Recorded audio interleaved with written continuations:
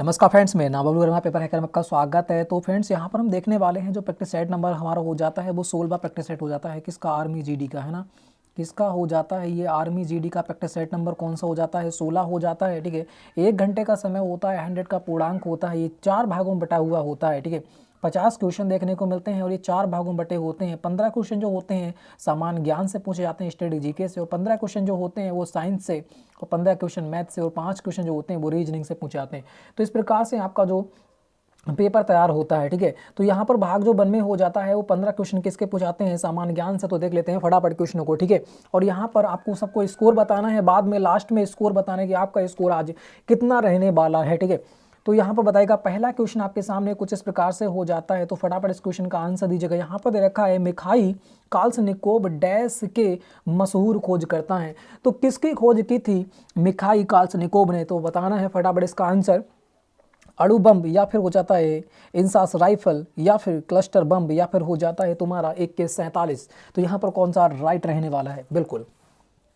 तो बात करते हैं मिखाई काल्सनिकोव ने इसकी खोज की थी। वो किसकी खोज की थी? AK-47 की स्थापना की थी। ठीक है, AK-47 स्थापना नहीं, सॉरी, इसकी खोज की थी AK-47 की। ठीक है, बहुत ही इंपॉर्टेंट क्वेश्चन हो जाता है, वेरी वेरी इंपॉर्टेंट क्वेश्चन हो जाता है। आगे बढ़ते हैं फिर नेक्स्ट क्वेश्चन आपके सामने कुछ इस प्रकार से हो जाता है। यहाँ दे रखा है BBC का मतलब क्या है? ठीक है, क्या BBC की फुल फॉर्म आपको बताना है। यहाँ पर कौन सी हो जाती है? ब्रिटिश वर्ल्ड काउंसलिंग कॉरपोरेशन, या फिर हो जाती है भारतीय वर्ल्ड काउंसलिंग कॉरपोरेशन, या फिर ब्रिटिश बैंक कॉरपोरेशन, या फिर हो जाता है भारतीय बैंक कॉरपोरेशन। तो यहाँ पर कौन सा राइट रहने वाला है?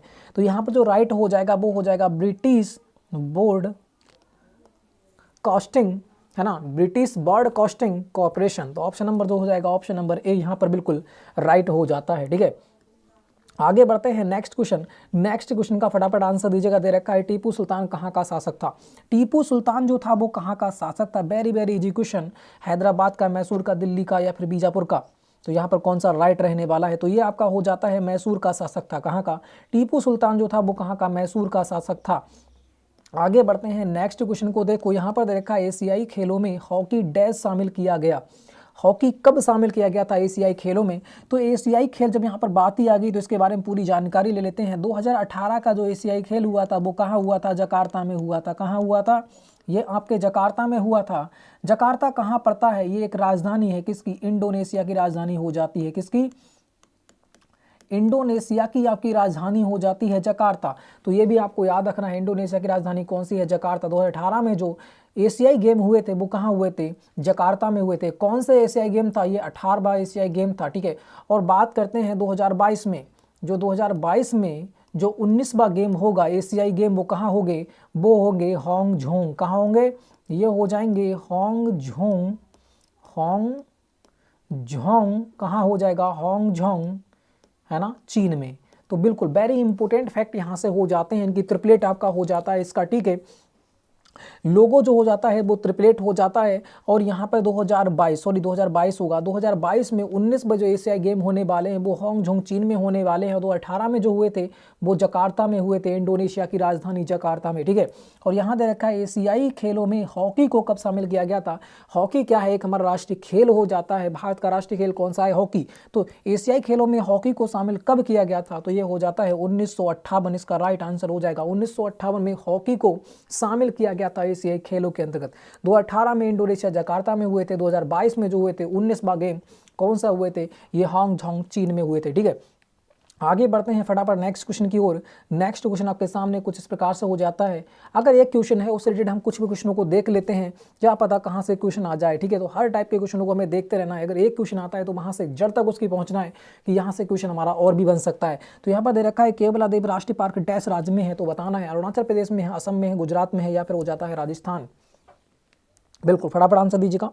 वेरी इंपॉर्टेंट क्वेश्चन हो जाता है केवला देव राष्ट्रीय पार्क। तो एक राष्ट्रीय पार्क आपको बिल्कुल 100% पूछा जाएगा तो बहुत ही अच्छा टॉपिक हो जाता है। तो यहाँ से कौन सा हो जाएगा? राजस्थान हो जाएगा। केवला देव जो है राजस्थान में है। ठीक है, मानस हो जाता है, ये कहाँ हो जाए? मानस है, काजीरंगा है, ये असम में पड़ जाते हैं। ठीक है, आगे बढ़ते हैं फिर नेक्स्ट क्वेश्चन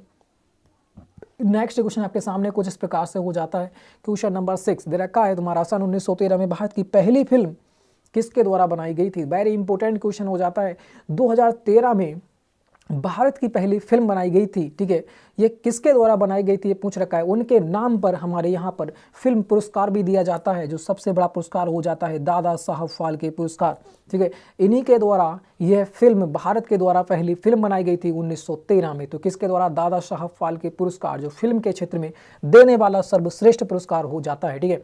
इस बार की बात करें 2020 की, 2020 का जो दादा साहब फाल्के पुरस्कार मिला है वो किसे मिला है?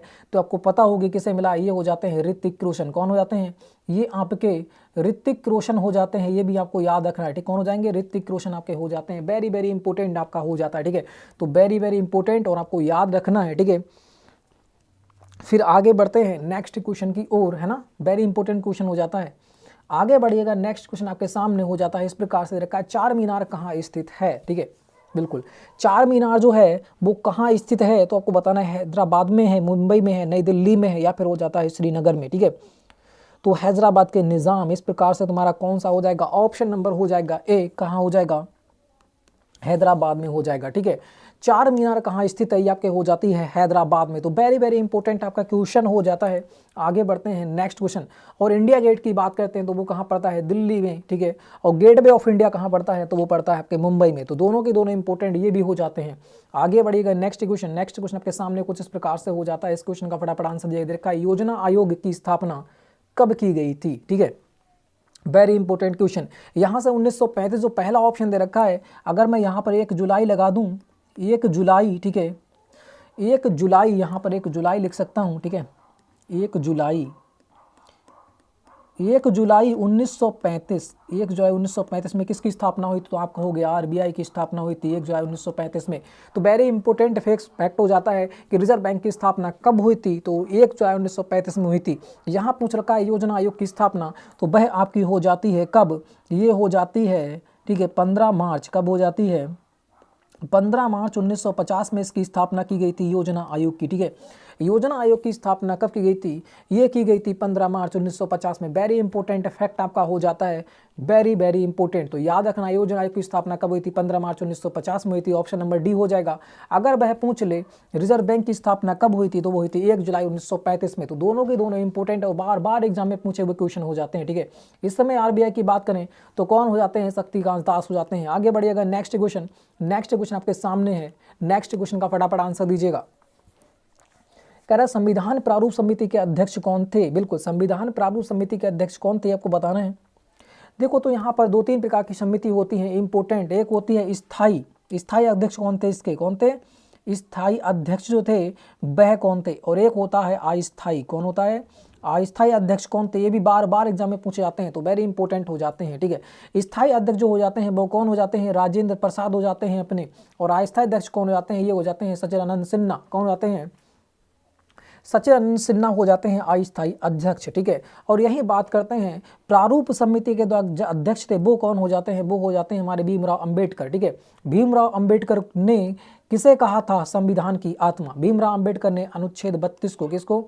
अनुच्छेद 32 को संविधान की आत्मा कहा था। ये भी आपको क्या है? याद रखना है, ठीक है। तो यहाँ से और भी संविधान आया, तो संविधान से और भी देख लेते हैं कि संविधान की प्रथम बैठक, ठीक है, संविधान की प्रथम बैठक कब हुई थी? तो ये भी आपको याद होना चाहिए। 9 दिसंबर 1946 में इसकी पहली बैठक हुई थी संविधान की। संविधान की प्रथम बैठक कब हुई थी? 9 दिसंबर 1946 में संविधान की प्रथम बैठक हुई थी। यही बात करें संविधान पारित कब किया गया था? संविधान पारित कब किया गया था? संविधान पारित किया गया था आपका 26 नवंबर। कब किया गया था? 26 नवंबर 1949 में जो है संविधान को पारित किया गया था। इसी प्रकार से 26 जनवरी होगा यहाँ पर, ठीक है। 26 जनवरी होना चाहिए, सॉरी यहाँ पर क्या हो जाएगा? 26 जनवरी, ठीक है। 26 जनवरी 1949 को संविधान पारित किया गया था। इसी प्रकार से 26 जनवरी 1949 को हम क्या मनाते हैं? संविधान डे मनाते हैं 26 जनवरी को, ठीक है।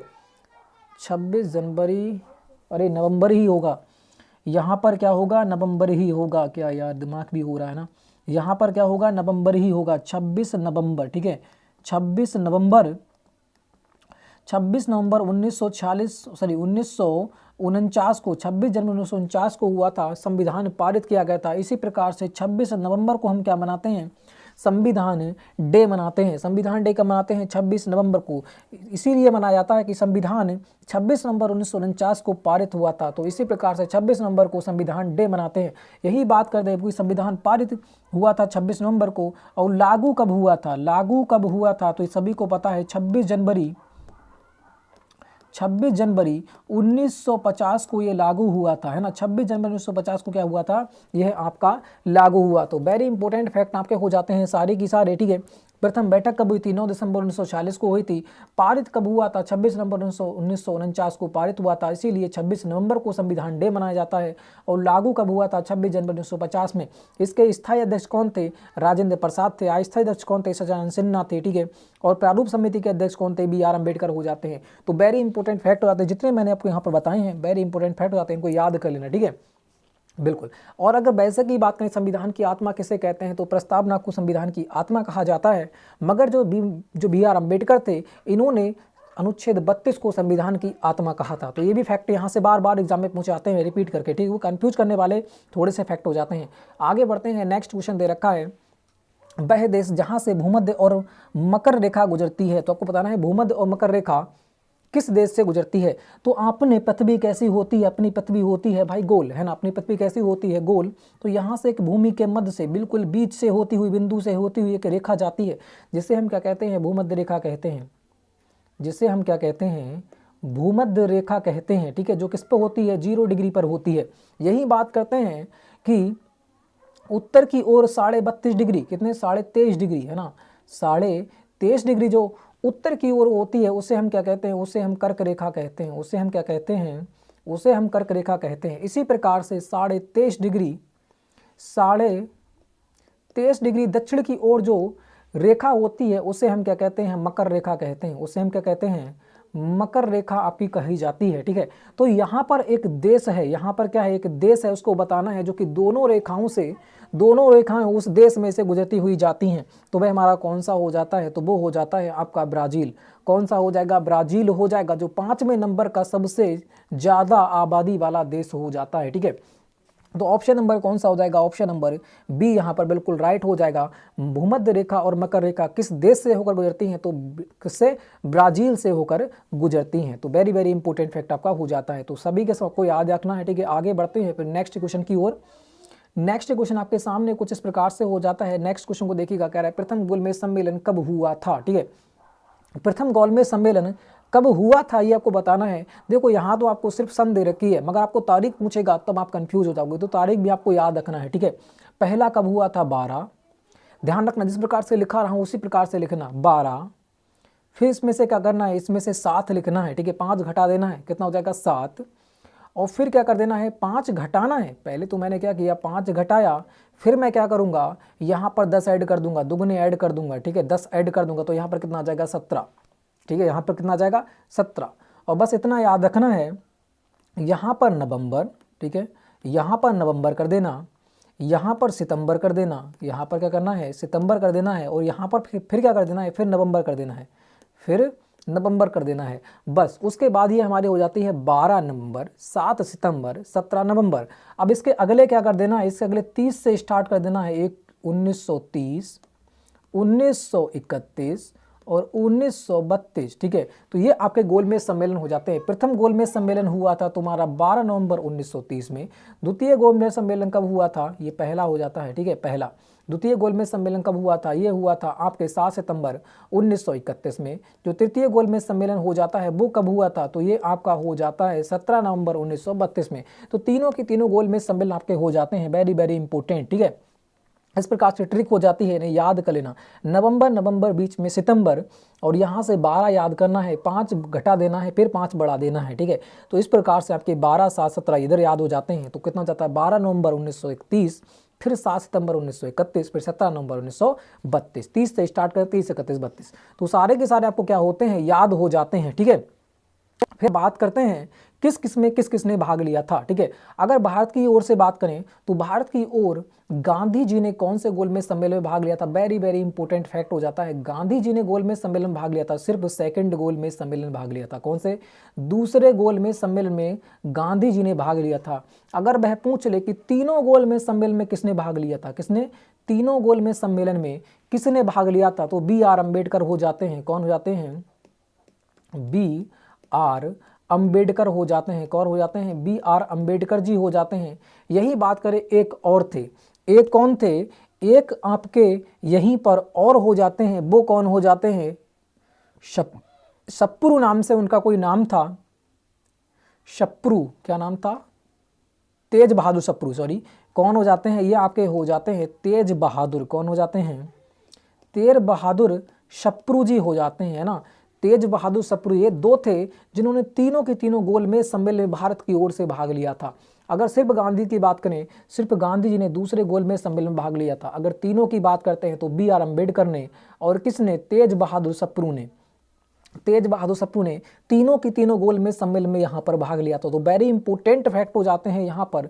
इससे बाहर आपके एग्जाम में एक भी क्वेश्चन देखने को नहीं मिलेगा अगर वह गोलमेज सम्मेलन से पूछता है तब। ठीक है, अगर इतना फैक्ट आपने याद कर लिया तो बहुत ही अच्छी बात हो जाती है। ठीक है, आगे बढ़ते हैं फिर नेक्स्ट क्वेश्चन। हमारा पर्पस होता है अगर एक क्वेश्चन को देखें तो उससे रिलेटेड जितने भी क्वेश्चन हो जाते हैं इंपॉर्टेंट, सबको हमें जानकारी देना चाहिए, क्योंकि बार बार जानकारी को रिपीट करेंगे तभी हमारे लिए सारे की सारी जानकारी याद हो पाएगी। आगे बढ़ते हैं, चीन की राजधानी कहाँ है आपको बताना है। चीन की राजधानी कहाँ है? जकार्ता है, ढाका है, बीजिंग है या फिर वॉशिंगटन हो जाती है। तो इंडोनेशिया की राजधानी कौन हो जाती है ना, मैं आपको सभी बता दे रहा हूँ। इंडोनेशिया, इंडोनेशिया की जो राजधानी हो जाती है वो कौन सी हो जाती है? जकार्ता। और ढाका किसकी हो जाएगी? बांग्लादेश की राजधानी, है ना। किसकी? बांग्लादेश की जो राजधानी हो जाती है वो हो जाती है ढाका। और चीन की जो राजधानी हो जाती है वो हो जाती है बीजिंग। और यूएसए की बात करें, यूएसए की राजधानी हो जाती है वॉशिंगटन डीसी। तो इस प्रकार से सभी की सभी हो जाती है। तो यहाँ पर पूछ रखा है चीन की राजधानी क्या हो जाएगी, तो वो आपकी कौन सी हो जाएगी? ये हो जाएगी बीजिंग। ऑप्शन नंबर सी यहाँ पर बिल्कुल इजीली हमारा राइट हो जाता है। ठीक है, आगे बढ़ते हैं फिर नेक्स्ट क्वेश्चन। नेक्स्ट क्वेश्चन आपके सामने कुछ इस प्रकार से हो जाता है। इस क्वेश्चन को देखिएगा, इस क्वेश्चन का आंसर हमारा कौन सा हो जाएगा। ठीक है, बिल्कुल दे रखा है नाथुला दर्रा किस राज्य में स्थित है ना। नाथुला दर्रा जो है वह किस राज्य में स्थित है ये आपको बताना है। फटाफट इस क्वेश्चन का आंसर जगह अरुणाचल प्रदेश में या फिर हो जाता है मध्य प्रदेश में, गुजरात में या फिर सिक्किम में। बिल्कुल, अगर रोहतांग दर्रा की बात करता है, ठीक है, रोहतांग दर्रा की बात करता है, यहाँ पे कुछ बता दे रहा हूँ आपको। रोहतांग जो दर्रा होता है वो कहाँ पाया जाता है, तो ये आपका हो जाता है अरुणाचल प्रदेश में। ठीक है, रोहतांग दर्रा अगर पूछता तो वो कहाँ हो जाता है? अरुणाचल प्रदेश में। यहाँ पर पूछ रखा है नाथुला दर्रा, तो वह आपके कहाँ हो जाएगा? सिक्किम में हो जाएगा। ऑप्शन नंबर जो डी है बिल्कुल राइट आपका हो जाता है। ऑप्शन नंबर डी कहाँ पर? सिक्किम में। ठीक है, बिल्कुल सही। और जो राज्य हो जाता है, ठीक है, वेरी वेरी इंपॉर्टेंट राज्य हो जाता है हमारा सिक्किम। ठीक है, आगे बढ़ते हैं। और यहाँ पर सबसे कम जनसंख्या है। ठीक है, सबसे कम जनसंख्या कहाँ पर है? भारत में सबसे कम जनसंख्या की बात करूँ, यहाँ पर जनसंख्या की अगर मैं बात करूँ तो कहाँ पर निवास करती है? राज्यों की बात करते हैं तब, तो वो आपकी करती है सिक्किम में। अगर यहीं सबसे कम जनसंख्या केंद्र शासित प्रदेश की बात करेंगे तो अंडमान निकोबार पे सबसे कम जनसंख्या निवास करती है। तो ये भी आपको याद रखना है। कुछ फैक्ट होते हैं आपको बताते रहता हूँ क्योंकि कहीं से भी एग्जामिनर उठा सकता है। तो इंपॉर्टेंट फैक्ट सारे के सारे आपको बताए जाते हैं। नेक्स्ट क्वेश्चन की बात करें तो नेक्स्ट क्वेश्चन का यहाँ पर आंसर दीजिएगा। दे रखा है मेघदूत पुस्तक के लेखक कौन है? Very important fact. ठीक है, मेघदूत पुस्तक के लेखक कौन है? मेघदूत है, शकुंतलम है। ठीक है, ये सारे के सारे जो बुकें हैं वो किसने लिखी हैं? ये आपकी हो जाती हैं कालिदास ने। किसने लिखी हैं? कालिदास ने लिखी है। तो ऑप्शन नंबर कौन सा हो जाएगा? ऑप्शन नंबर ए यहाँ पर बिल्कुल राइट हो जाता है। ठीक है, मेघदूत है, शकुंतलम है। ठीक है, ये सारी की सारी कालिदास की हो जाती हैं। देखो नेक्स्ट क्वेश्चन की बात करते हैं। नेक्स्ट क्वेश्चन का यहाँ पर आंसर दीजिएगा। यहाँ दे रखा है महाभारत के रचयिता कौन है? ठीक है, तो आपको मैंने बता रखा है महाभारत हुई कहाँ थी। ठीक है, महाभारत कहाँ हुई थी? वह क्षेत्र अब वर्तमान की बात करें तो किस राज्य में पड़ता है? तो वो पड़ता है हरियाणा में। ये भी आपको बता रखा है, ये कोई नहीं बताएगा। ठीक है, कहाँ पड़ता है? ये आपके हरियाणा क्षेत्र में पड़ता है महाभारत जहाँ पर हुई थी। तो यहाँ पर आपसे पूछ रखा है महाभारत के रचयिता कौन है, तो वो हो जाते हैं आपके कौन? वेद व्यास हो जाते हैं। ठीक है, महाभारत के रचयिता कौन जाते हैं? वेद व्यास। अगर वह यही पूछ ले रामायण के रचयिता कौन है, कौन? रामायण के रचयिता कौन है, तो वह आपके हो जाते हैं वाल्मीकि। तो दोनों की दोनों फैक्ट्स आपको याद रखना है कि देव व्यास जो हैं वो महाभारत के रचयिता हो जाते हैं। अगर वाल्मीकि की पूछेगा तो रामायण के कौन हो जाते हैं? वाल्मीकि जी हो जाते हैं। ठीक है, तो दोनों के दोनों इंपॉर्टेंट फैक्ट है, याद कर लेना, बहुत ही इंपॉर्टेंट है, आपके एग्जाम में बार बार पूछे जाते हैं। तो यहाँ से भाग 2 स्टार्ट हो जाता है, ठीक है, क्योंकि 15 क्वेश्चन बताए थे आपको समान ज्ञान से देखने को मिलेंगे, और बाकी जो भाग 2 होगा जिसमें आपकी साइंस देखने को मिलेगी, जीव विज्ञान, भौतिक विज्ञान, रसायन विज्ञान, यहाँ से हम साइंस कह सकते हैं। सामान्य विज्ञान से आपको कितने क्वेश्चन देखने को मिलेंगे? 15 क्वेश्चन देखने को मिलेंगे। तो फटाफट क्वेश्चनों को देख लेते हैं और आगे बढ़ते हैं, ठीक है। थोड़ा सा रुकिएगा, लाइट चली गई है, ठीक है। बिल्कुल, तो हम क्वेश्चन नंबर जो 16 की बात करते हैं, यहाँ पर कौन सा हो जाएगा, ठीक है। बिल्कुल, क्वेश्चन नंबर 16 की बात करते हैं। इस क्वेश्चन को देखिएगा, यहाँ पर निम्नलिखित में से कौन सा यौगिक नहीं है, ठीक है। कौन सा यौगिक नहीं है पूछ रखा है आपसे, तो कौन सा यौगिक नहीं है, फटाफट इस क्वेश्चन का आंसर दीजिएगा। यहाँ पर अगर मैं बात करता हूँ, यहाँ पर देखो ध्यान से क्या क्या दे रखा है।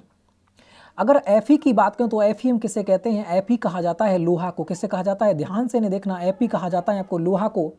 यदि बात करते हैं Na सोडियम क्लोराइड हो जाएगा, Na सोडियम Cl क्लोराइड, है ना। तो यहाँ पर क्या हो जाएगा? ये तो आपका हो जाता है सोडियम क्लोराइड, सोडियम क्लोराइड हो जाता है, जिसे हम क्या कहते हैं? साधारण नमक कहा जाता है। क्या कहता है? साधारण नमक। आगे की बात करते हैं H2SO4, ये क्या हो जाता है? शांत सल्फ्यूरिक अम्ल, जिसे हम तेजाब भी कहते हैं, ठीक है। ये हमारा शांत सल्फ्यूरिक अम्ल हो जाता है। आगे की बात करते हैं CaCO3, है ना।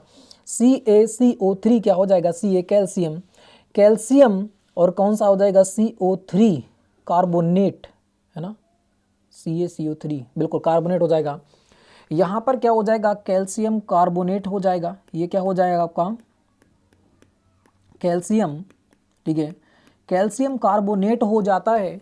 तो यहाँ पर आपको बताना है शांत सल्फ्यूरिक अम्ल, ये भी आपका क्या है? ये भी यौगिक हो जाता है।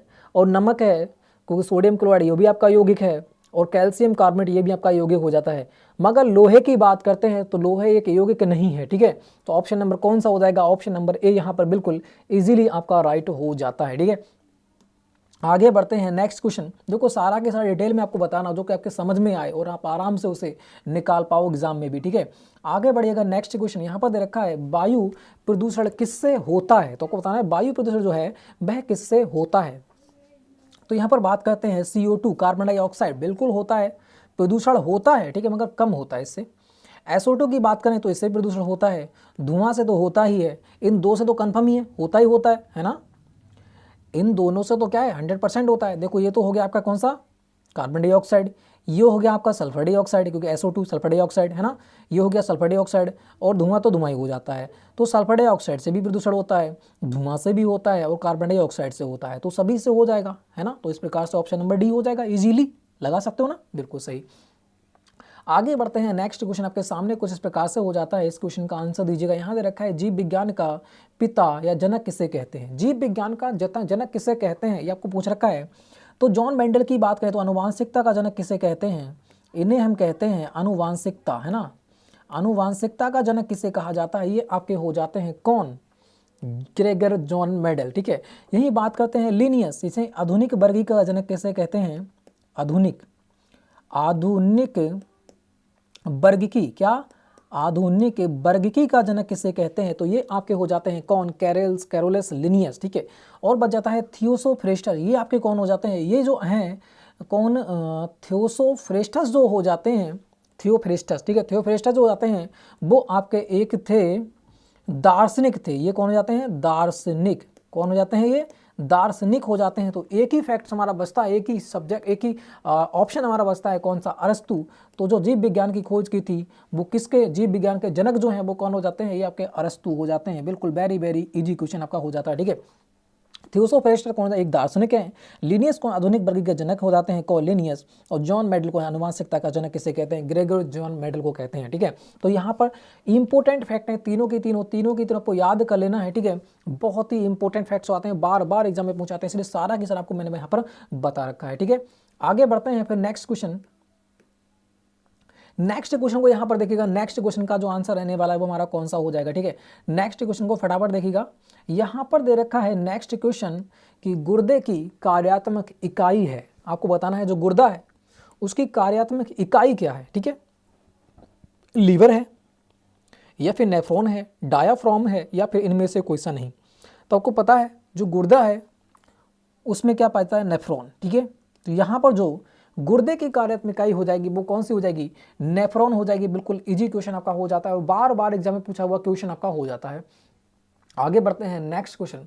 नेक्स्ट क्वेश्चन को ध्यान से देखिएगा, क्वेश्चन नंबर 20।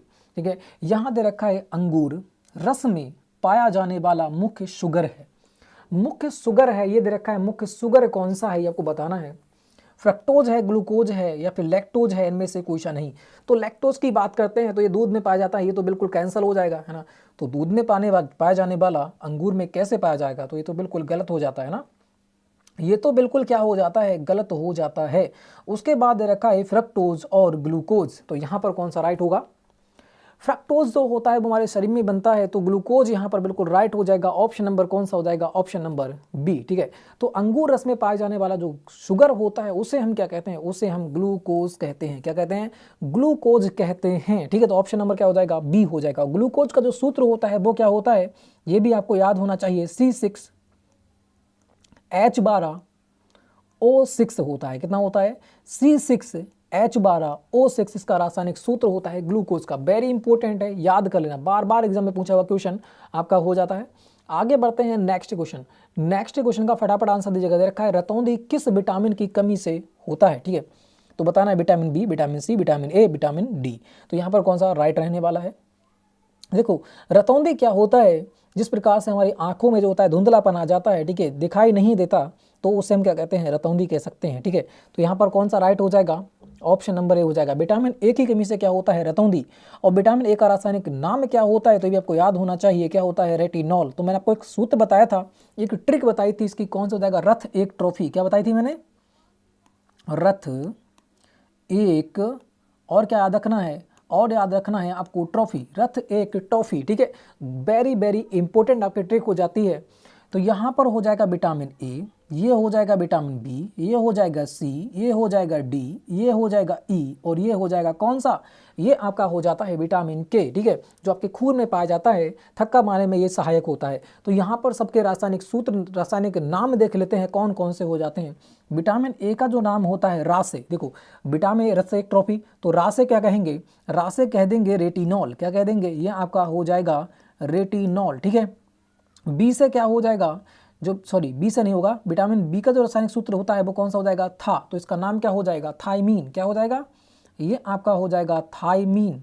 याद रखना इन चीज़ों को। ठीक है, और विटामिन ए मतलब बेटा यहाँ पर दे रखा है विटामिन सी, तो विटामिन सी के ऊपर कौन है, ए। तो ए से कौन सा स्टार्ट हो जाएगा, एस कार्बिक एसिड। क्या हो जाएगा, एस कार्बिक एसिड आपका हो जाता है, एस कार्बिक। ठीक है, एस कार्बिक एसिड आपका हो जाता है एस कार्बिक एसिड। ठीक है, आगे की बात करते हैं। विटामिन डी का रासायनिक सूत्र जो कौन सा, रासायनिक जो नाम होता है वो क्या होता है, का से स्टार्ट होगा। किससे होगा, का से स्टार्ट हो जाता है, तो इसे हम क्या कहेंगे, कैल्सीफेरॉल। क्या कहेंगे, ये हो जाता है आपका कैल्सीफेरॉल, है ना। क्या हो जाएगा, कैल्सीफेरॉल हो जाएगा। विटामिन ई की अगर हम बात करते हैं तो विटामिन ई का जो रासायनिक नाम होता है किससे स्टार्ट होगा, टो से। किसका होगा, टो से। तो टो से क्या हो जाएगा, टोकोफेरॉल। क्या हो जाएगा, इसी को याद करें ना। ठीक है, टोकोफेरॉल हो जाएगा। यही बात करते हैं, लास्ट हमारा बचता है विटामिन के। तो विटामिन के का जो रासायनिक नाम किससे हो जाएगा, वो एप से रिलेटेड होगा। तो यहाँ पर क्या हो जाएगा, फ्लिकबोनॉन। क्या हो जाएगा, ये आपका हो जाएगा फ्लिकबोनान। क्या हो जाएगा, फ्लिकबोनान। तो ये आपके इस प्रकार से हो जाते हैं रथ एक trophy, A B C D E, और किसके, ए के आपके रासायनिक नाम हो जाते हैं। तो विटामिन ए का रासायनिक नाम क्या होता है, रेटिनॉल। विटामिन बी का होता है थायमीन। विटामिन सी का होता है ए से एस कार्बिक एसिड। विटामिन डी का नाम वो का से कैल्सीफेरॉल। और विटामिन ई का हो जाएगा टो से टेकोफेरॉल। और विटामिन के का क्या हो जाएगा, ये हो जाएगा फ्लिकबोनॉन। ठीक है, तो इस प्रकार से आपके सारे के सारे हो जाते हैं। के तक आप इस प्रकार से याद कर सकते हो इस ट्रिक से, रथ एक ट्रॉफी। ठीक है, तो यहाँ पर कौन सा हो जाएगा, विटामिन ए। और विटामिन ए का नाम क्या होता है, रेटिनॉल। ठीक है, तो रेटिनॉल की कमी से क्या हो जाती है, आपकी रतौंधी हो जाती है। विटामिन ए की कमी से क्या हो जाती है, रतौंधी आपकी हो जाती है। इंपॉर्टेंट है, बार बार रिपीट करेंगे, सारा की सारा हमें याद हो जाएगा। ठीक है, आगे बढ़ते हैं नेक्स्ट क्वेश्चन। नेक्स्ट क्वेश्चन आपके सामने कुछ इस प्रकार होता है, लार ग्रंथि के जोड़े की संख्या कितनी होती है, ये आपको बताना है। 2 होती है, 3, 4, 1। लार ग्रंथि के जोड़ों की संख्या क्या होगी या फिर कितनी होती है, तो यही आपसे पूछ रखा है। फटाफट इस क्वेश्चन का आंसर दीजिएगा। लार ग्रंथि कहाँ कहाँ होती हैं? पहले की बात करूँ, कान के पास में होती है, जिसे हम क्या कहते हैं, कर्णमूल कहते हैं, ठीक है, जिसे हम क्या कहते हैं, कर्णमूल कहते हैं। उसके बात करें जो हमारे तालू पे होती है लगी हुई, जो तालू पे होती है उसे हम क्या कहते हैं, अधोहनु कहते हैं। फिर उसके जीभ के नीचे एक ग्रंथि होती है लार ग्रंथि, जिसे हम क्या कहते हैं, अधोजिह्वा कहते हैं। तो कौन कौन सी मैंने बताई, एक कान के पास में तो कर्णमूल, और अधों के पास में मतलब जो होता है हमारा तालू, इसे अधो कहते हैं, तो इसे क्या कहते हैं, अधोमूल। और एक होता है नीचे, है ना, नीचे, अधो हनु, हनु माने क्या होता है, तालू, है ना, हनु माने होता है तालू, तो अधो हनु। एक होता है जीभ के नीचे, तो क्या कहेंगे, अधोजिह्वा मतलब जीभ के नीचे। तो इस प्रकार से तीनों की तीनों नाम याद हो जाते हैं। मगर पूछता क्या एग्जाम में आपसे पूछ लेगा कि इसमें से कौन सी लार ग्रंथि है या फिर नहीं है, तीनों की तीनों में याद होना चाहिए। तो कितनी जोड़ी होती हैं, 3 जोड़ी ग्रंथि होती हैं। एक कहाँ पर, कान के पास में कर्णमूल, एक होती है हनु के पास में, तालू के पास में, तो कौन सा हो जाएगा, अधोहनु। और एक जोड़ी होती है जीभ के नीचे, इसे हम क्या कहते हैं, अधोजिह्वा मतलब जीभ के नीचे, अधोजिह्वा। तो इनके रासायनिक नाम आपको याद होना चाहिए, वो भी इंग्लिश में, ठीक है। तो पहली कौन सी हो जाएगी, कर्णमूल, जो कान के पास में होगी, है ना। एक कौन सी हो जाएगी, कर्णमूल। दूसरी हो जाएगी तुम्हारी कहाँ, ऊपर हनु के पास में, तो कौन सी हो जाएगी, ये हो जाएगी आपकी अधोहनु। कौन सी हो जाएगी, अधोहनु। एक हो जाएगी जीभ के नीचे, तो उसे अधोजिह्वा कह देंगे, है ना, क्या कह देंगे, अधोजिह्वा कह देंगे। अगर आपको हिंदी में पूछता है तो इस प्रकार से आप आराम से इसे लगा सकते हैं। अगर इसके रासायनिक जो नाम है वो इंग्लिश में पूछ लेगा तो आप क्या करोगे।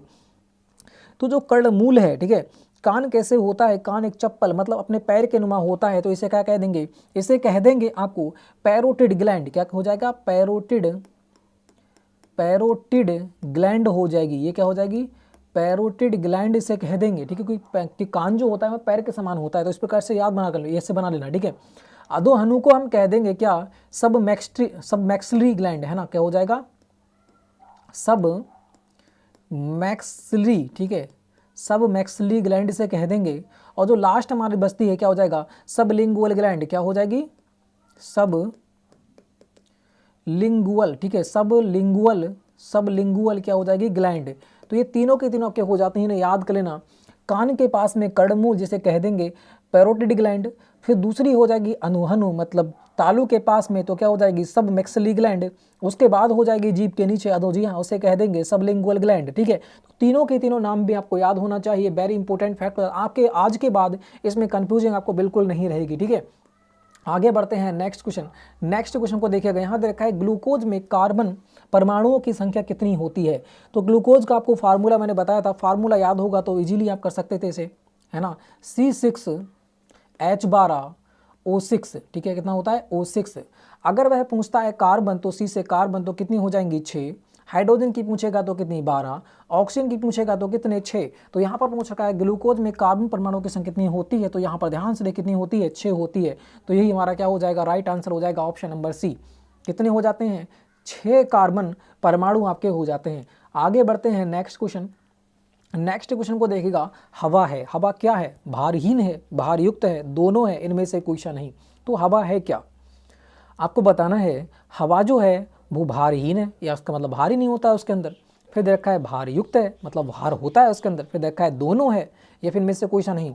तो आपको पता है हवा क्या है, एक भारयुक्त है ना। हवा के अंदर क्या होता है, वेट होता है। तो यहाँ पर ऑप्शन नंबर बी हो जाएगा, भारयुक्त हो जाएगा, ठीक है।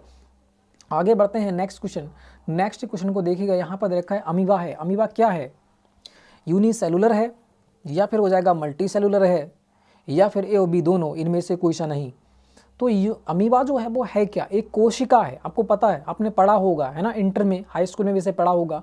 अमीबा क्या है, अमीबा एक कोशिका है, मतलब इसे क्या कह देंगे, यूनिसेलुलर कह देंगे, ठीक है। तो यहाँ पर क्या हो जाएगा, यूनिसेलुलर। ऑप्शन नंबर क्या हो जाएगा, ए, यहाँ पर बिल्कुल राइट आंसर हो जाता है। आगे बढ़ते हैं फिर नेक्स्ट क्वेश्चन यहाँ पर दे रखा है। इस क्वेश्चन को देखिएगा, 26 दे रखा है। टीबी के रिमोट में कौन सी तरंगें होती हैं।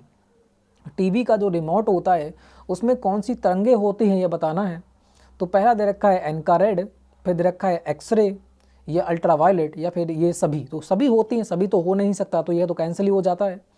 तो अल्ट्रावायलेट भी नहीं होगा और इन्फ्रारेड भी नहीं होगा। जो एक्सरे में तो होती हैं वही किरणें होती हैं। टीवी के रिमोट में कौन सी तरंगें होती हैं, तो एक्सरे की जो तरंगें होती हैं। किसकी होती हैं, एक्सरे की तरंगें होती हैं। इंपॉर्टेंट फैक्ट्स आपका हो जाता है, इसे याद कर लेना, ठीक है। आगे बढ़ते हैं नेक्स्ट नेक्स्ट क्वेश्चन को देखिएगा, निम्न में से कौन से कणों की ऊर्जा न्यूनतम होती है। जो कण होते हैं, एक होता है अल्फा, ठीक है, एक होता है बीटा और एक होता है गामा। तो आपको बताना है कि इन सब में न्यूनतम जो होती है, कणों की ऊर्जा न्यूनतम किस में होती है। अगर मैं न्यूनतम की बात करेगा तो अल्फा कणों में न्यूनतम होती है। किस में होती है? न्यूनतम किस में होती है? न्यूनतम होती है अल्फा कणों में।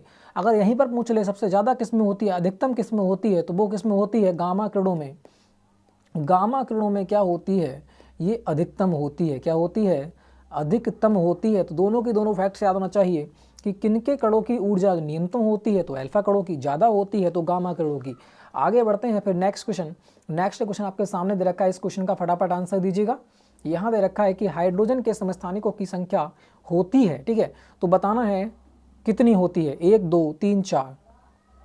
तो हाइड्रोजन के जो समस्थानिक होते हैं वो तो आपने पढ़ा होगा, कौन सा होता है? एक होता है 1H1, एक होता है 2H2, है ना, 2H2 ही होगा ना, 2H2 बिल्कुल। एक होता है 3H3, ठीक है। तो ये आपके हो जाते हैं, ठीक है, ये आपके हो जाते हैं 1H1 1H2 1H3 1H1 1H2 1H3 होगा, इस प्रकार से होगा, ठीक है। तो आपके 3 समस्थानिक हो जाते हैं। कौन कौन से हो जाते हैं ये भी आपको क्या है? याद होना चाहिए, है ना, ये भी आपको क्या है? याद होना चाहिए, ठीक है। तो देख लेते हैं भाई कौन कौन से हो जाते हैं, ठीक है, रुकिएगा। समस्थानिक तो एक जो होता है 1H1, ये कौन सा होता है? ये होता है तुम्हारा ट्राइटियम। क्या होता है? ट्राइटियम नहीं यार, ट्राइटियम नहीं होता है। पहला PDT, कौन सा स्टार्ट होगा? PDT, PD, तो बीच वाला हो जाएगा D हो जाएगा, ठीक है। तो यहाँ पे क्या हो जाएगा? ये हो जाएगा प्रोटियम। यहाँ पे क्या हो जाएगा? ये आपका हो जाएगा प्रोटियम। 2H1, ठीक है, 2H1 हमारा कौन सा हो जाएगा? ये आपका हो जाता है ड्यूट्रियम। कौन सा हो जाएगा? ये ड्यूटेरियम, ठीक है, कौन सा हो जाएगा? ड्यूटेरियम। और 1H3 की बात करें, 1H3 होगा, इस सेट में होता है, ठीक है, ये 2 होगा, ये 1 होगा। 1H3 की बात करें, ये कौन सा होता है? ये होता है ट्राइटियम। क्या होता है? ये आपका हो जाता है ट्राइटियम। तो तीनों की तीनों आपको यहाँ पर बता रखे हैं। पहला होता है प्रोटियम, फिर ड्रेटियम, फिर ट्राइट्रियम। तो तीनों के तीनों आपको याद होना चाहिए। तो यहाँ पर कौन सा हो जाएगा? 3 समस्थानिक होते हैं। कौन से? प्रोटियम, ड्यूट्रियम और ट्राइटियम, ठीक है। तो तीनों की तीनों आपको याद रखना है। फिर आगे बढ़ते हैं नेक्स्ट क्वेश्चन की ओर। नेक्स्ट क्वेश्चन की बात करते हैं तो नेक्स्ट क्वेश्चन आपके सामने कुछ इस प्रकार से हो जाता है, दे रखा है, विद्युत धारा किससे प्रभावित होती है ना, किससे प्रवाहित होती है। तो किससे होती है बताना है। विद्युत धारा जो होती है वो किससे प्रवाहित होती है? इलेक्ट्रॉन से, प्रोटॉन से, न्यूट्रॉन से, फोटॉन से। तो जो हमारा तार होता है, जो केबल होती है, उसमें क्या होते हैं? मुक्त इलेक्ट्रॉन पड़े होते हैं ना। क्या होते हैं? मुक्त इलेक्ट्रॉन पड़े होते हैं। जब उस पर कोई भी इलेक्ट्रॉन धारा प्रभावित की जाती है तो वो इलेक्ट्रॉनों के माध्यम से क्या होती है? विद्युत धारा प्रभावित होती है, ठीक है। जो हमारी केबल वगैरह होती है उसमें क्या होते हैं? मुक्त इलेक्ट्रॉन होते हैं, ठीक है। तो यहाँ पर कौन सा हो जाएगा? ऑप्शन नंबर ए हो जाएगा। इलेक्ट्रॉन के माध्यम से क्या होती है? विद्युत धारा प्रभावित होती है, प्रवाहित होती है, ठीक है।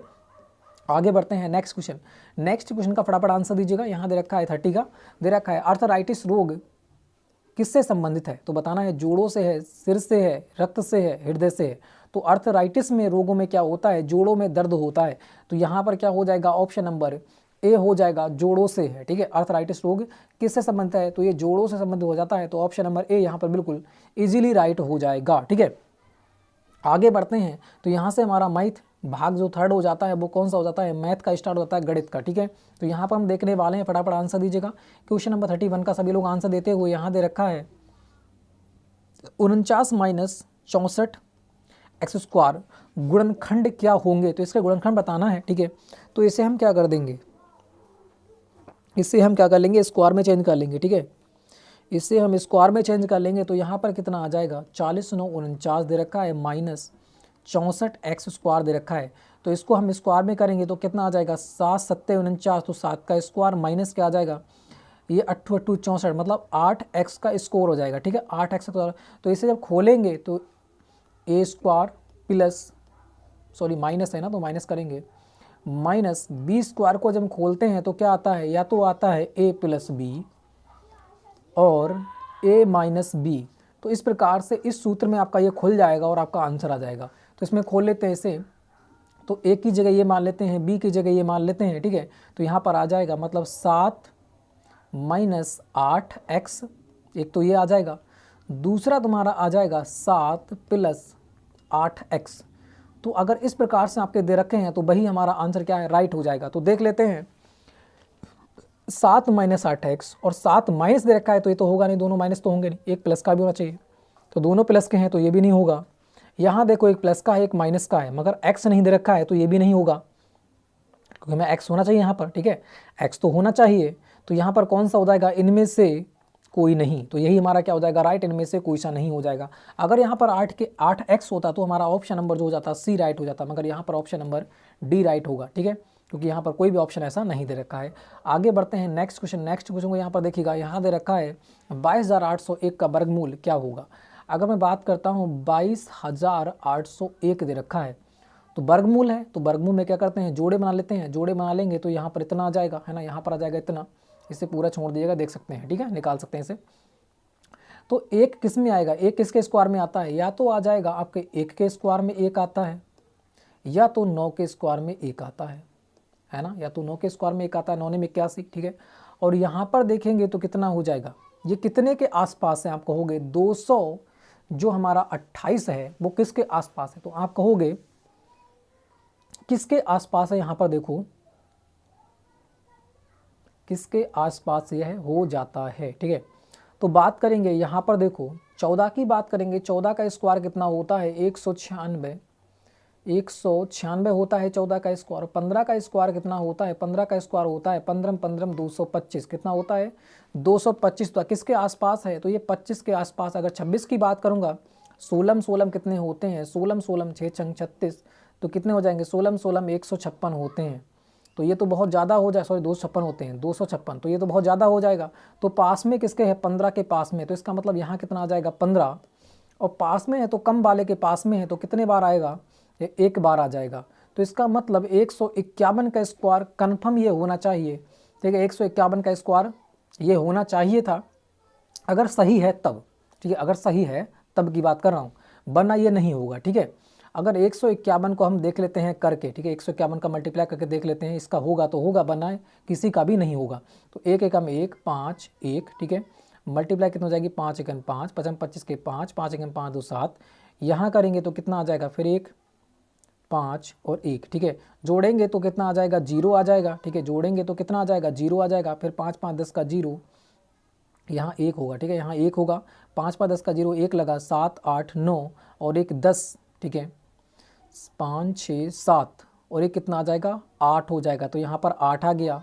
7 5 कितना होते हैं 12, 12 होते हैं, 7 5 होते हैं 12, ठीक है, तो 12 का 2 आ जाएगा, 1 और 1 कितना आ जाएगा 2, तो ठीक है भाई, ये कितने का स्क्वायर हो जाएगा, ये आपका हो जाएगा 151 का स्क्वायर हो जाता है, ठीक, कितने का 151 का स्क्वायर होगा। तो यहाँ पर ऐसा कुछ दे नहीं रखा है, तो ऑप्शन नंबर कौन सा हो जाएगा, डी हो जाएगा। इस प्रकार से इन्हें चेक करते हैं, ठीक है, तो ऑप्शन नंबर क्या हो जाएगा, डी यहाँ पर बिल्कुल ईजिली हो जाता है। जो हमारा 22,801 दे रखा है वो 151 का वर्गमूल है, ठीक है, तो यहाँ पर इसका वर्गमूल है, इतने का जो वर्गमूल होगा वो कितना हो जाएगा 151। इसका मतलब 151 का वर्ग कितना दे रखा है, ये दे रखा है, तो इसमें से कोई सा नहीं हो जाएगा, ठीक है, ऑप्शन नंबर डी बिल्कुल इजीली राइट हो जाएगा। समझ में आया तो बेहतर है, ठीक है, क्योंकि देखो इकाई का अंक देख लेते हैं, इकाई का अंक किस में आता है स्क्वायर में, तो 9 के स्क्वायर में आता है, 1 के स्क्वायर में आता है, इन दोनों में से एक होगा। अब यहाँ पर देख लेते हैं जो लास्ट की संख्या बचती है वो किसके आसपास में है, तो यहाँ बात करें 14 का 96 हो जाएगा, 15 15 225, 16 16 256, तो 256 के पास में तो है नहीं, 225 के पास में पड़ जाती है 228, 228 किसके पास में है, तो आप कहोगे 15 के पास में है, तो 15 निकाल लेते हैं, 15 पहले लिख लेंगे, 15 और 1 और पहले आता है मतलब कम वाले के पास में है तो पहले मतलब इधर आ जाएगा, ठीक है, पहले वाले के पास में है तो 1 उतार लेंगे, तो 15 1 मतलब 151 का स्क्वायर कितना आ जाएगा, ये आपका हो जाएगा कितना 22,801। तो ऑप्शन नंबर डी यहाँ पर बिल्कुल इजीली राइट हो जाएगा, ऐसा कोई ऑप्शन में नहीं दे रखा है। आगे बढ़ते हैं नेक्स्ट क्वेश्चन। नेक्स्ट क्वेश्चन आपको पूछ रखा है यहाँ पर क्वेश्चन नंबर 33, यहाँ दे रखा है किसी गोले के आयतन का सूत्र क्या होता है। गोले का आयतन का सूत्र क्या होता है आपको 2-3 बार मैंने बता रखा है, ठीक है, अब तक। तो बात करता हूँ गोले का जो आयतन होता है वो कितना होता है 4/3 पाई आर की क्यू, ये तो होता है गोले का आयतन। अगर पृष्ठीय क्षेत्रफल की बात करेगा कि उसका संपूर्ण क्षेत्र गोले का वक्र पृष्ठ या पर संपूर्ण पृष्ठ का क्षेत्रफल की बात करूँ तो कितना हो जाता है, ये हो जाता है 4 पाई आर स्क्वायर।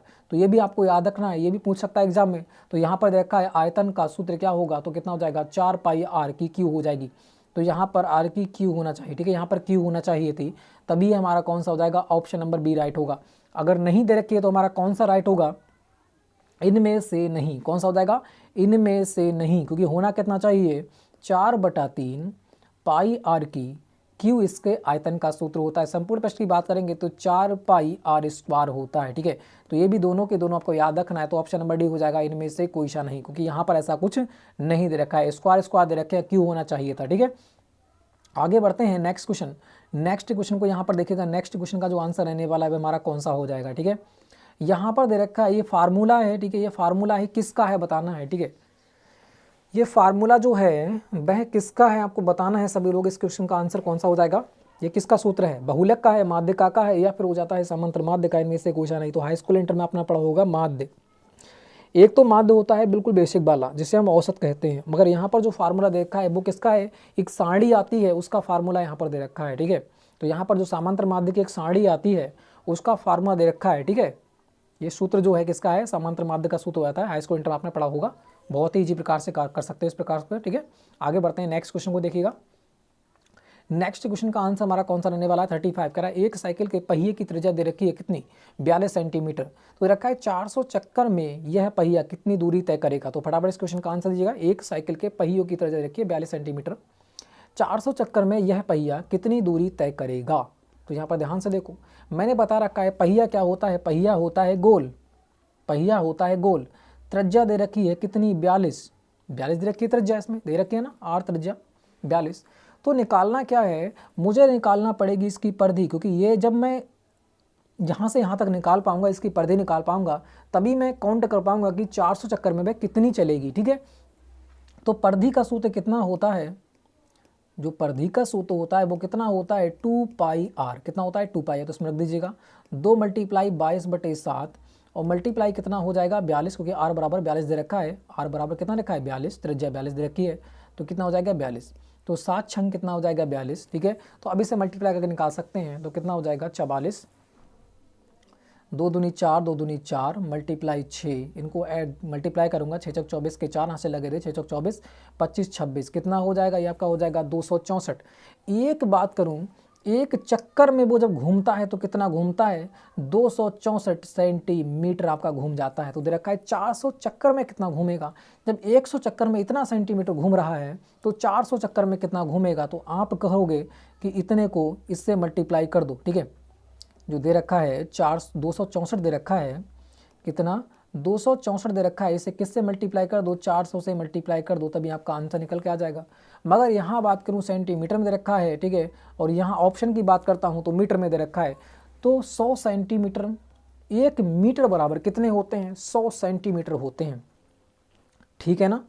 1 मीटर बराबर कितने होते हैं, आप कहोगे 100 सेंटीमीटर होते हैं, तो मुझे किससे भाग देना पड़ेगा 100 से भाग देना पड़ेगा, क्योंकि 1 मीटर बराबर 100 सेंटीमीटर होते हैं। अगर 100 से भाग दे दूंगा तो मीटर में चेंज हो जाएंगे सेंटीमीटर, तो बिल्कुल 0 से 0 कट जाएगा, 0 से 0 कट जाएगा।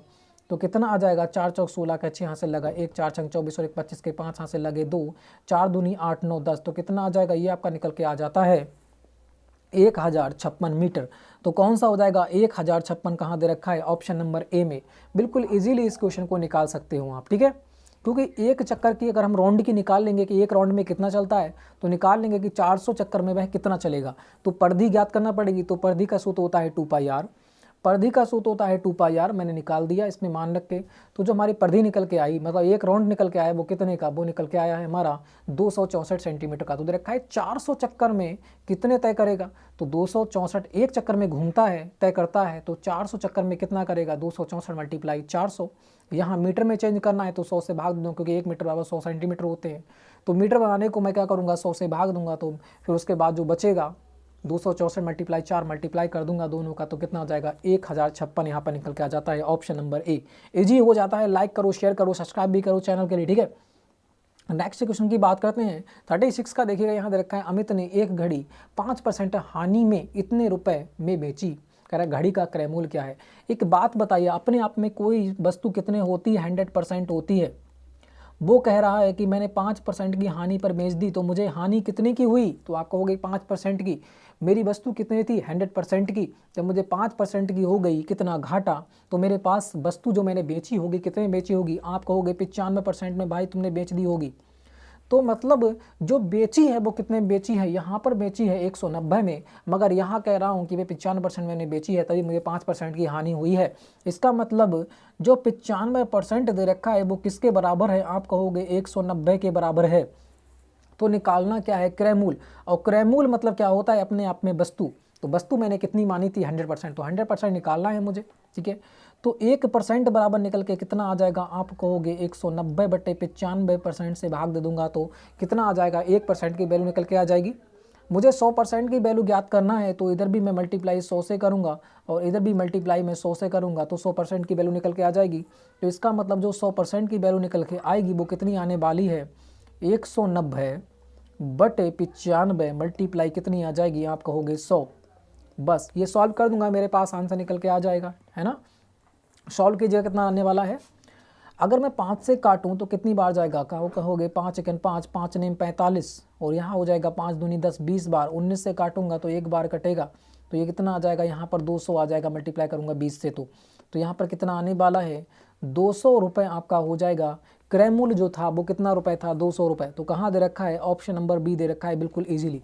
100% मान के करोगे तो बहुत ईजी हो जाएगा, वरना इसके फार्मूले तो बहुत सारे दे रखे हैं, ठीक है। ये सबसे शॉर्ट ट्रिक होती है, परसेंटेज मान सॉल्व कर दो, ठीक है। हानि हमेशा क्या होती है, क्रय मूल्य पे होती है, आप ये तो आपको मैंने बता ही रखा है। तो क्रय मूल्य मैंने 100% माना, हानि हमेशा क्रय मूल्य पर होती है। तो 5% की अगर हानि हो गई तो मैंने बेचा कितने में होगा, आप कहोगे 95% में बेचा होगा, जो बचा होगा वही में तो बेचूंगा। तो यहाँ बेचा है 190 में, तो 95% बराबर कितने के, आप कहोगे 90 के। तो 1% बराबर कितने के, 190 बटे 95। तो 100% अपनी वैल्यू होती है, क्रय मूल्य कितना माना मैंने 100%, तो 100% निकालना है। तो 1% बराबर कितने के, 95 के, है ना। 190 बटे 95 के, तो 100% की वैल्यू करूँगा, 100 से मल्टीप्लाई करूँगा तो 100% निकल आ जाएगा। इधर मल्टीप्लाई करने की 100 से, तो कितना आ जाएगा आपका, 200 निकल के आ जाएगा।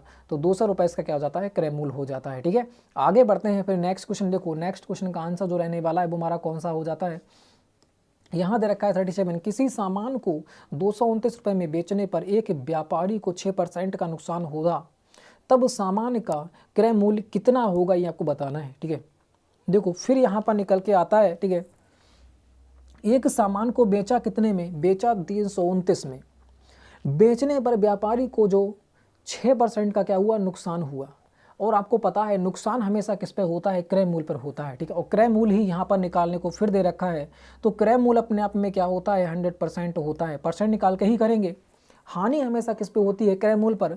अगर 100% की वस्तु थी, 6% की हानि हो गई, 6% की हानि हो गई, तो वस्तु उसने कितने में बेची होगी, तो आप कहोगे यहाँ पर बेची होगी 94% में बेची होगी, है ना। 94 ही तो बचा होगा, 6% की हानि हो गई तो बची कितनी, 94 ही बची। इसका मतलब 94 में वह वस्तु किसी ने बेची होगी। और यहाँ बेचने की बात करें तो बेच रहा है कितने में, 329 में। और यहाँ बेचने की बात करें, बेच रहा है 94% में। तो 94% की वैल्यू निकल के जो आ जाती है वो कितनी आ जाती है, आप कहोगे 329 निकल के आती है 94% की वैल्यू। तो पूछ रखा है कि क्रय मूल्य कितना होगा, और क्रय मूल्य अपने आप में क्या होता है, 100% होता है। अपने आप कोई वैल्यू कितनी होती है, 100% में होती है। तो 1% की वैल्यू अगर निकालूंगा तो इससे भाग दे दूंगा, तो कितना हो जाएगा, 329 बटे कितना हो जाएगा, 90 4 94। अगर मैं 100% की बात करूंगा तो 100% इसे मल्टीप्लाई करूंगा 100 से, तो यहाँ पर 100 निकल के आ जाएगा, है ना। 100 से मल्टीप्लाई करूंगा तो इधर भी मुझे 100 से मल्टीप्लाई करना पड़ेगी, है ना। तो 100% की वैल्यू कितनी निकल के आ जाएगी, 100% की वैल्यू आ जाएगी हमारी 329 बटे 94 मल्टीप्लाई 100, ठीक है। इसे सॉल्व करेंगे तो हमारा आंसर निकल के आ जाएगा। कितनी बार कटेगा इसको देखो, कितनी बार कटेगा, 9 एकम 9 2 18 9 27, 9 3 27, ठीक है। 9 एकम 9, 9 दूनी 18, 9 3 27। ऐसा करो 2 से काट दो, छोटा करके देख लेते हैं, ठीक है। 2 चौक 8, 2 सत्ते 14। यहाँ पर बात करेंगे 2 पंजे 10, यहाँ पर आ जाएगा 50। अब इसे काटेंगे तो कितनी बार जाएगा, 4 3 12, 4 चौक 16, 4 पंजे 20, 4 6 24, 4 7 28, 4 7 28। तो ये 7 बार कटेगा, और 7 7 49, बिल्कुल 7 बार ये कट जाएगा पूरा की पूरा। 7 पंजे कितना आ जाएगा, 35। तो जो 100% की वैल्यू निकल के आ जाएगी वो मेरी कितनी आ जाएगी, ये आ जाएगी 350 रुपये। और यही मुझे ज्ञात करना है, क्योंकि आपने कितनी थी 100% ज्ञात करना था, क्रय मूल्य ज्ञात करना था, तो 350 रुपये यहाँ पर निकल के आ जाता है ऑप्शन नंबर सी।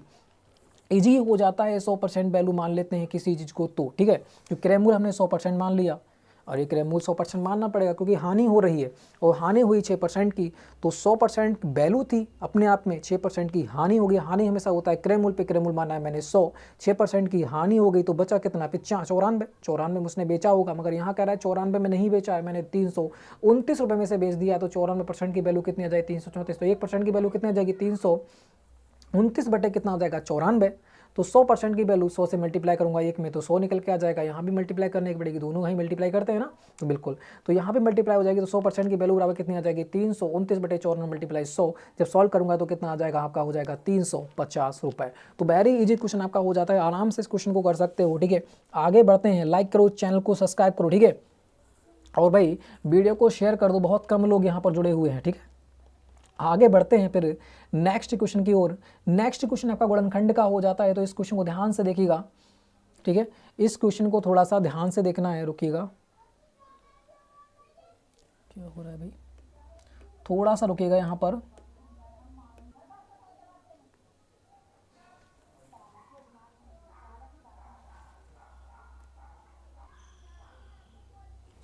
हाँ, तो नेक्स्ट क्वेश्चन की बात करते हैं, थोड़ी सी दिक्कत आ रही थी। ठीक है, इस क्वेश्चन की बात करते हैं 38 की। 38 का क्वेश्चन का आंसर हमारा कौन सा रहने वाला है, यहाँ दे रखा है कि x³ माइनस 27 के गुणनखंड क्या होंगे।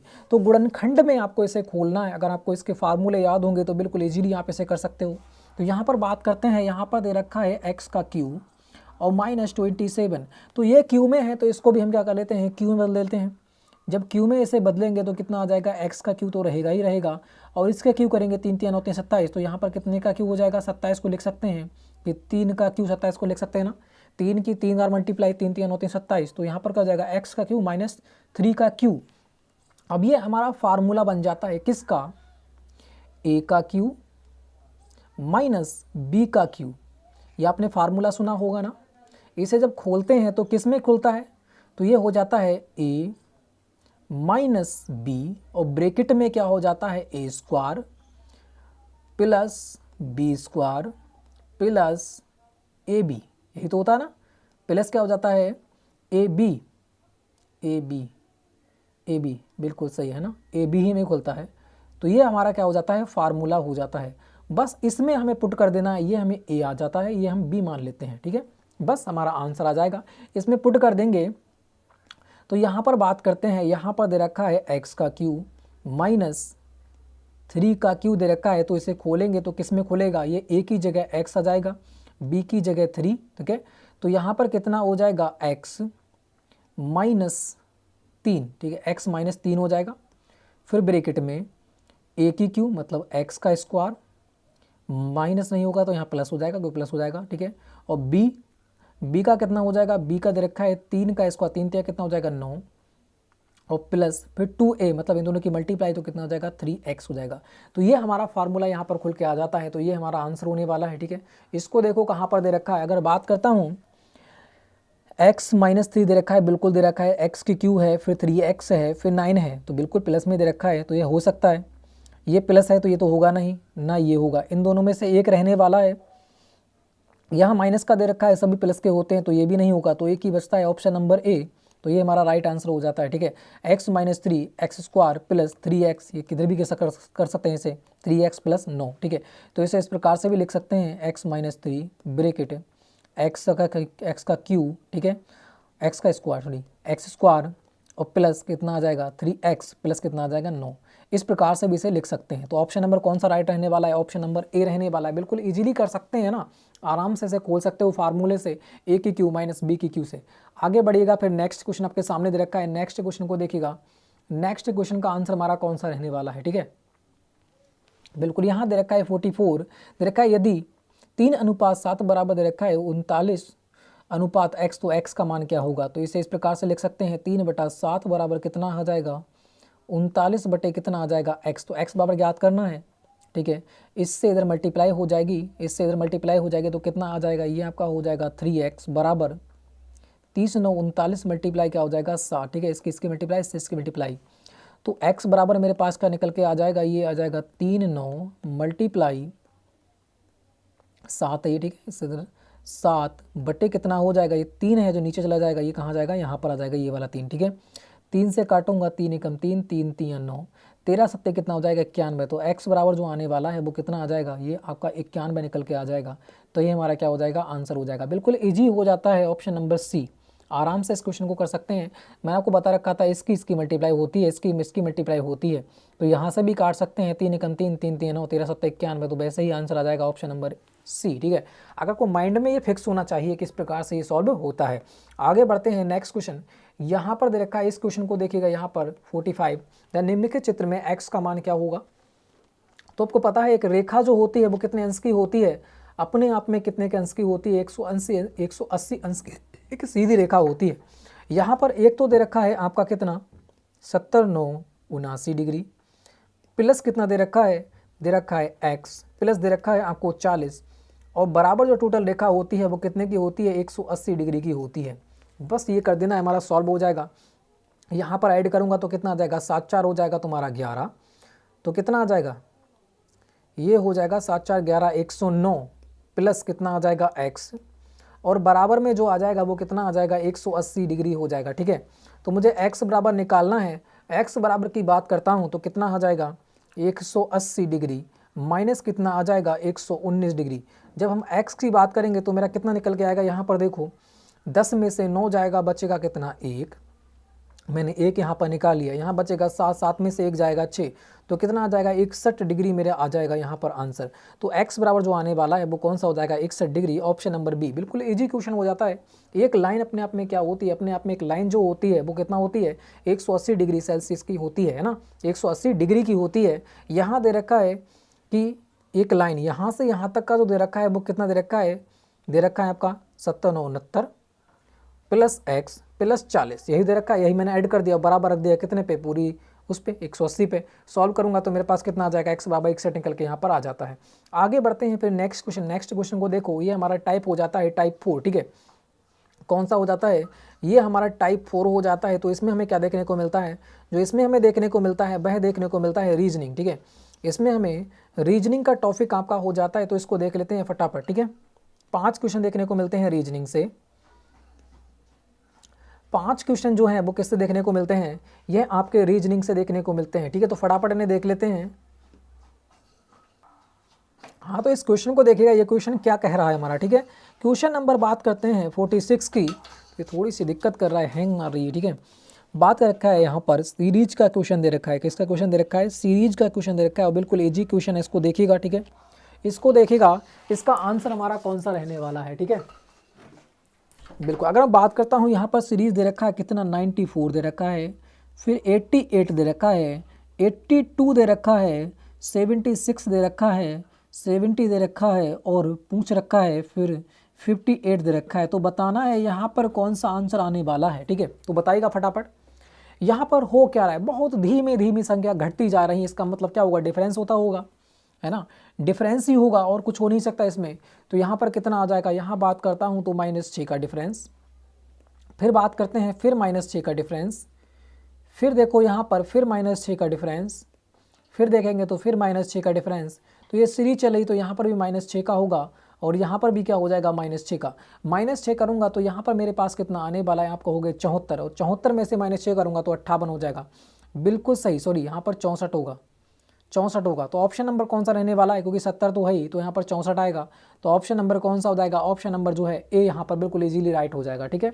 ऑप्शन नंबर कौन सा हो जाएगा, ए यहाँ पर बिल्कुल इजीली राइट हो जाता है। -6 सीरीज यहाँ पर, सीरीज के 1 से 2 क्वेश्चन आपके एग्जाम में देखने को मिलेंगे। बात करते हैं नेक्स्ट क्वेश्चन की, 47 को देखिएगा, निम्न में से बताना है आपको, ठीक है। तो कुछ नहीं पढ़ना, इसमें आशा प्रस्ताव का दे रखा है, यहाँ पर क्वेश्चन दे रखा है हाथ जो है वो कोहनी से संबंधित है। तो आपको बताना है टांग जो है वो कैसे संबंधित होगी। हाथ के जो बीच में क्या पड़ता है, ये पड़ती है कोहनी, है ना। जो हमारा हाथ होता है उसके बीच में क्या पड़ती है, कोहनी पड़ती है। तो ये बताना है जो टांग होती है पूरी, इसके बीच में क्या पड़ता है, जांग पड़ती है, पंजा पड़ता है, या घट्टा पड़ता है, गट्टा, ठीक, गट्टा, या फिर घुटना पड़ता है, या फिर ये आपकी जांग पड़ती है। तो आपको पता है जो टांग होती है उसके बीच में क्या होता है, एक जोड़ होता है, यहाँ पर कोहनी एक जोड़ होती है हाथ के बीच में, और इसी प्रकार से घुटना एक जोड़ होता है हमारे पैर में। तो यही हमारा क्या हो जाएगा, राइट हो जाएगा ऑप्शन नंबर सी। इजी दे रखा होगा सारा की सारा। अगले बढ़ते हैं नेक्स्ट क्वेश्चन को। यहाँ पर देखिएगा दे रखा है, यदि इतने को इतना लिखा जाता है तो बताना है इतने को क्या लिखा जाएगा। ठीक है, यहाँ पर दे रखा है CALENDR,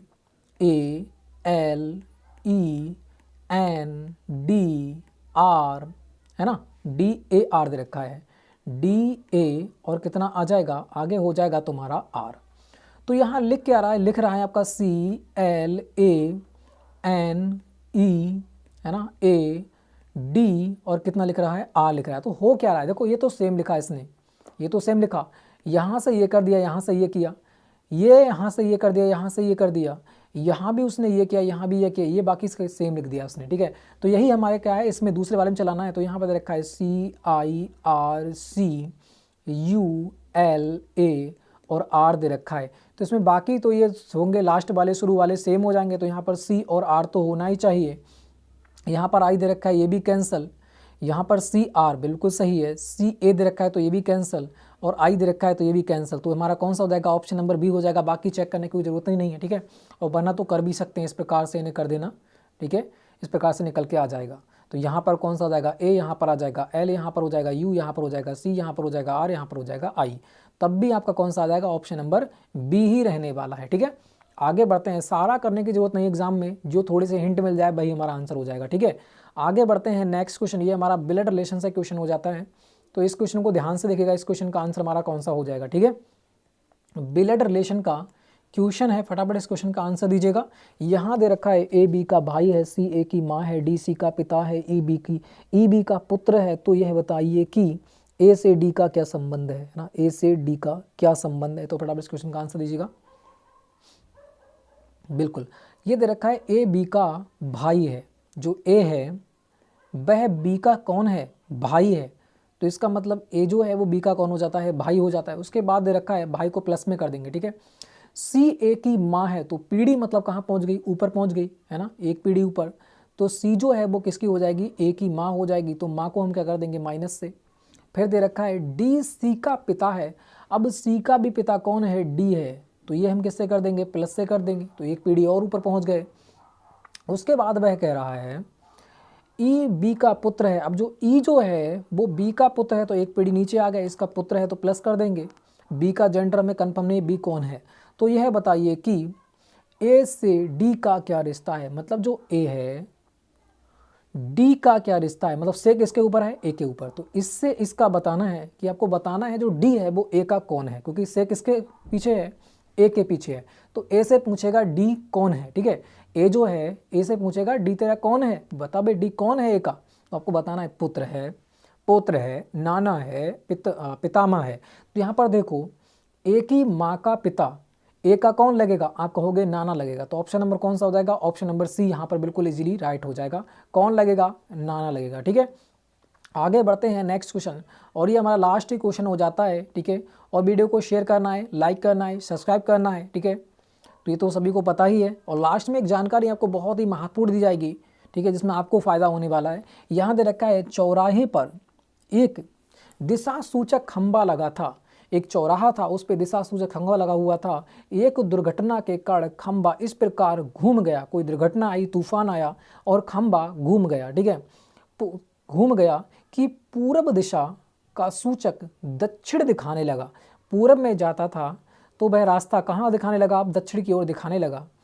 यह यात्री, एक यात्री सीता, कोई सीता था, पश्चिम दिशा जानकर गलत दिशा में चली गई। वास्तव में वह किस दिशा में यात्रा कर रही थी। तो बताना यहाँ पर कौन सा राइट होने वाला है। यहाँ दे रखा एक चौराहा था इस प्रकार से। ठीक है, एक चौराहा बना देते हैं इस प्रकार से। कह रहा है एक दुर्घटनाग्रस्त एक खंबा था, उसमें दुर्घटना हुई, और जो पूर्व की दिशा होती है, ये पूर्व की दिशा होती है, पूर्व की दिशा क्या बताने लगी, दक्षिण। दक्षिण कहाँ होती है, यहाँ पर होती है दक्षिण। तो पूर्व की दिशा जो होती है दक्षिण दिशा दिखाने लगी। इसका मतलब 90 डिग्री कहाँ पर घूम गई, वह कहाँ पर, घड़ी की सुई की दिशा में, मतलब दक्षिणावर्त, है ना, वह घूम गई।